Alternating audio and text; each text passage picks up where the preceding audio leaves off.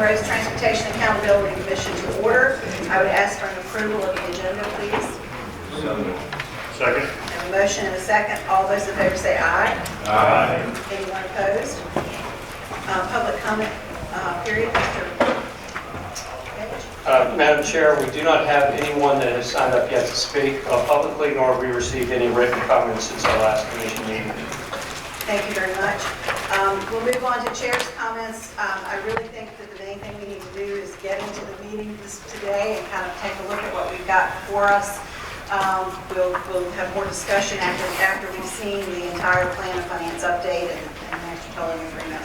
So I'm not going to belabor it with comments yet. I think there may be other times that we'll all want to be having our comments. So I would ask you to look at the consent agenda items. We have the minutes and the regional connector study, the approval to use the contingency fund. Move for approval. Second. We have a motion and a second. All in favor say aye. Aye. Anyone opposed? Thank you very much. We'll move to our action item now, which is the Hampton Roads Express Lanes Network Plan of Finance Update and Development of the Master Tolling Agreement, and I'll turn to Director Page. Thank you, Chair Johnson. Item 6A, which is an action item on your agenda, is a continuation of the discussions and also the work of the Commission in working with the Virginia Department of Transportation and members of the Secretary of Transportation's office as we move forward in the development of the more maturing the Master Tolling Agreement and also the Hampton Roads Express Lanes Network.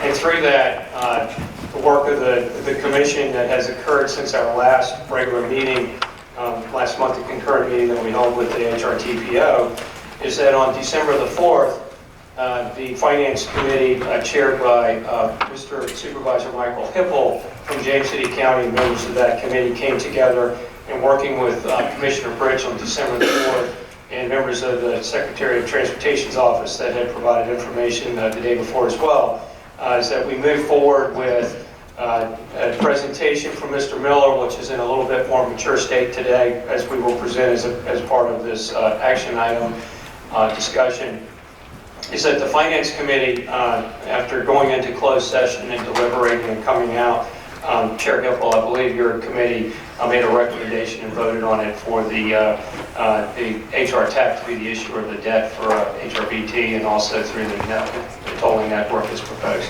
That is correct. So having said that, there was a deliberate reason why the Finance Committee needed to meet before your Master Tolling Advisory Committee meeting, because we needed to inform the MTA Committee of the expression of where we were as a commission on being able to support the debt and financing of both HRBT and the network as a whole. There was some complexity of that discussion moving forward because the Commonwealth of Virginia also prepared a 9C debt provision and proposal as well in that discussion, which we've moved forward with as well into the discussion that we'll be having here today. The Master Tolling Agreement Advisory Committee met the following day, December 5th, and in that movement as well, they certainly felt that there needed to be a lot more work moving forward, but also took into consideration the action of the Finance Committee as they moved forward in those conversations. I'd like to thank Commissioner Rich and his team for coming down as well for both the Finance Committee meeting and the MTA Advisory Committee meeting.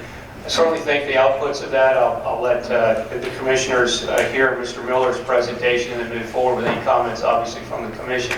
Thank you, Chair, for the floor to say that. But I think there's still a lot more work to do, as you'll hear today, and hopefully Mr. Miller can bring some presence to where we are in evaluating the HOT network and also the HRBT and how that fits into our plan of finance. Because as you know, here at Hrtac, we have $5 million in our plan of finance today, and we are in a system approach of moving forward with our projects that are the highest priority for the region. And that's where Mr. Miller is today in his presentation before you, which is also included in your agenda package. So, Madam Chair, I'll turn the floor back over to you if there are any comments you'd like to make or entertain any comments from the floor before Mr. Miller steps to the podium to give his presentation. No, I think you've done a very, very good wrap-up of what has happened. A group of us did go to Richmond yesterday, and that was Secretary Valentine. Again, I think we have a lot of work to do. I think we have a lot of things before us. We're not where we probably had hoped we would be. But from that, I'd say let's have the presentation and then we can go forward with the conversation. Thank you, Mr. Miller. The floor is yours, sir. Thank you. Thank you. Good afternoon. It's good to be here again. I always like to start on a little bit of a high note, so just 2 slides and a quick summary of where we are. Just last week, a week ago, we sold $414 million of intermediate lean 2019A vans. That's part of our strategy for the first 6 projects that are already under construction. We had good success. I think there's members of your underwriting team, Senior Manager JP Morgan, and then co-managers Citi and Wells Fargo here today, so they did a great job. We had an all-in true interest cost of 1.35%. We got excellent credit ratings of A+ and AA3 from S&P and Moody's. So we were successful in implementing that strategy. The vans are expected to be retired in July of 2022 by a draw on a US DOT TIFIA loan. We have also, just 2 days ago, successfully closed the subordinate lien TIFIA loan. It has an interest rate of 2.25%. That's for a 35-year fixed rate loan. So that's an excellent interest rate on a long-term fixed rate loan. It's a little bit over $500 million. Because it's subordinate lien, the credit rating is just a little bit notched lower, A- from S&P, A1 from Moody's. And the strategy is that after completion of the initial 6 projects, we'll do a single draw on the TIFIA loan and retire the van and also reimburse the costs back to Hrtac, and that reimbursement can then be channeled into additional projects. The reason we did this strategy was because it's the differential between the short-term rate on the vans versus starting to draw now on the TIFIA rate. The TIFIA is an excellent long-term rate, but it's still higher than the short-term rate. So our estimate, depending on what you assume that the interest earnings on the vans proceeds, is that you're going to benefit $21 to $23 million. So we're happy with this strategy and we're happy with the execution. And just a quick reminder of where we are. So with these 2 transactions closing, we've now completed all the funding needed for the initial 6 projects that are under construction. Compared to our initial financial plans, we like to be a little bit conservative with interest rates and other assumptions when we put together a long-term financial plan. In present value dollars on the execution of the 2018 senior lien bonds, we saved $43.5 million versus the plan. On execution of the TIFIA loan and the 2.25% interest rate, we saved $56.5 million. And then, as I said, at least $21 million on the vans. So the execution on these first 6 projects versus the initial plans that you improved was a benefit of $121 million. And those savings can be plowed right back into the long-term plan of finance, and in fact are incorporated into our long-term plan of finance that we'll discuss for future projects.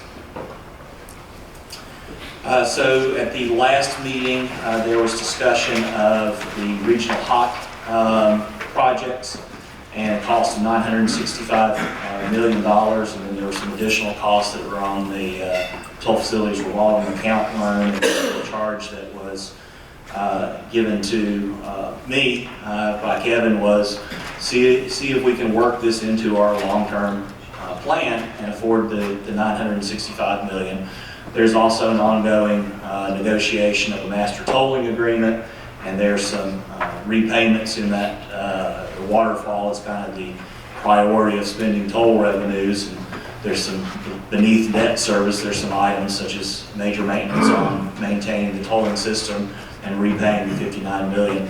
So we set forth to try to look at a toll plan of finance as part of a larger Hrtac long-term transportation plan that accommodated these costs. I really won't go through this slide. I put this in the presentation in November, but it's just, when you get asked, can you afford another $1 billion, there's some questions that go through your mind, and these are some of the questions that we've been trying to grapple with. We don't have all the answers, but I think we have some initial thoughts on how to pull together the plan of finance, and can it be implemented, can it be creditworthy. Given this direction, we made a report to the Finance Committee.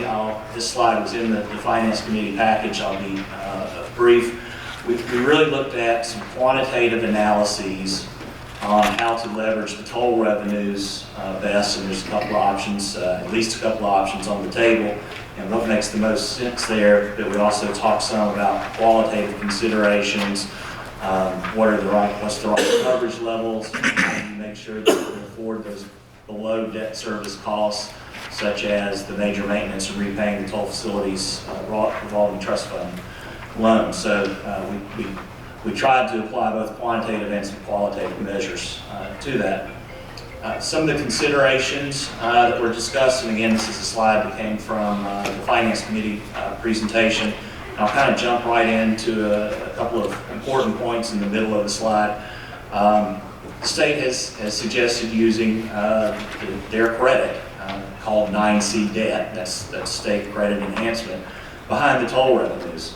And that would allow for lower coverage ratios. By coverage ratio, I mean what's the amount of toll revenues over the amount of debt service, and it would allow you to get more upfront funding from leveraging the toll revenues.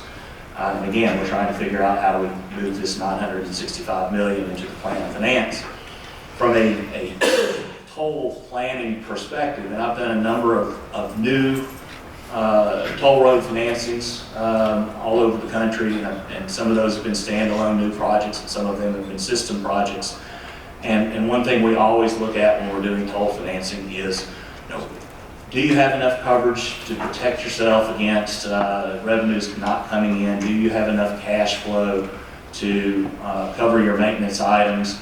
And are you thinking long-term about the future? Are you focused on the project that's here now, or are you also planning for the future? It's kind of a qualitative consideration, but I've brought it up in the past, and I'm bringing it up again now because it's something that has been discussed with every toll road financing I've ever done. So I do think it's important to think about those coverage ratios and downstream cash flows.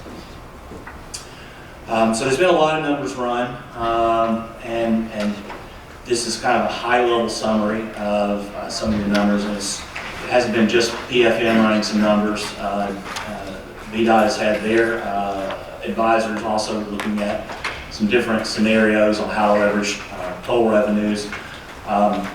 What PFM has looked at is consistent with what we've been saying for several years to you.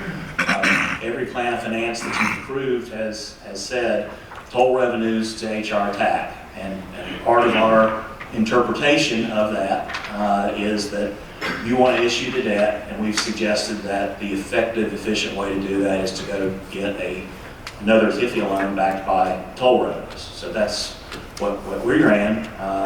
VDOT ran scenarios looking at putting the 9C state backing behind that for credit enhancement and being able to get a lower coverage ratio and leverage for more dollars up front. The 9C debt requires a certification of revenue sufficiency from the governor, an annual review of financial feasibility by the state treasurer, and 2/3 of General Assembly approval. Both of the plans end up with essentially the same amount of TIFIA on it. I think we ran 850 and just stopped there because, as I'll point out later, we think 850 million is enough to implement the overall plan of finance. But with the magnitude numbers we're talking about, 850, 856, you kind of have the same amount of TIFIA loan, basically. The interest rate is the same on the TIFIA loan, whether it is 9C credit enhanced or not. So we're using the same interest rate and substantially the same assumptions when we look at this 800 to 856 million of TIFIA loan. The last plan of finance I saw from VDOT additionally had 86 million of capital appreciation bonds. So they're getting, call it $86.9 million more upfront funding, and they do that with a lower debt service coverage ratio. The cabs carry an interest cost of about 90 basis points yield premium, just because of the type of product that a CAB is. And the reason, kind of getting into the weeds a little bit on what is a CAB, it's a deferred interest bond, and what the yield spread is because there's been a lot of attention, there's been some questions asked to me about cost of capital, so I'll just go ahead and answer the question if I can get to the right page. As of November 18th was what the date that we agreed on that we would use interest rates as of that date. A TIFIA loan on that date was a 2.3% interest rate. We assumed in completing your plan of finance, we're issuing more HRTF revenue bonds. The interest rate on a 30-year HRTF current interest bond was 2.44%. And the interest rate using the spreads that VDOT's advisor provided, I didn't come up with that on my own, as of November 18th was a 3.15% interest rate. So as a financial advisor, I kind of look, one of the things I certainly look at is what's the lowest cost of capital, and we're also looking at the capacity to fund the projects. But given the dollar amount of cost, I think we can afford this with $850 million of toll financing, and then the HRTF can cover the rest, plus the smart scale on HRBT and all the funding that's already in place. So that's the plan that we have preliminarily put together. Doesn't have to be the plan of finance at the end of the day, but it tells me that we can afford to do the projects that are in front of us now with the sources that we know we have in hand. As I said, I've done a lot of toll financing. I don't see anything unwise or imprudent about having a little higher coverage ratio and cash flow. Make sure you have money to pay the major maintenance costs, make sure we can pay off the toll facilities revolving account. So it doesn't have to be done that way, but it's consistent with how I've advised other clients on their toll finances. So just to kind of sum it up where we are on what is a potential, we're not making a hard recommendation right now, and I'm sure this is going to be studied some more, but given the question of can we afford the $965 million additional cost for the regional hot network, our current plan of finance has $345 million of toll financing. That's the amount that's in the HRBT PAFA that's been negotiated and agreed upon. So that's the current plan of finance. That's a plan of finance that's been fully vetted by the rating agencies and by TIFIA, and everybody's done their due diligence and said it's a solid plan of finance, and you saw the credit ratings that I put up later. Our initial conclusion is that with $850 million of toll debt, and that's inclusive of the 345, so it's $505 million incremental toll debt. We believe that the Hrtac financial plan could be amended to include the regional hot network costs. Because of changes and improvements to the phase 1 of the high-rise bridge, high-rise phase 2 does get pushed out. On the other hand, the Bowers Hill interchange and the Fort Eustis interchange can be accelerated. So we're looking at the immediate project, but we're also continuing to look at all the projects in the 2045 long-range transportation plan. We think we can accommodate accelerating those interchanges, and we're very comfortable with the overall cash flows of both the HRTF as well as the extra coverage on the toll revenue side of the equation. So we're comfortable that this is a plan of finance. I probably should give the caveat that you always give with long-term financial plans. We're making assumptions on HRTF revenue growth. We have a preliminary forecast of traffic and revenue, toll revenue. We're making assumptions on interest rates. I think we're making prudent, conservative assumptions with the same range of assumptions we made initially, and we certainly have had good execution so far, so I think we've made good, prudent planning assumptions. If you have any questions. Does anyone have questions? Mr. Miller?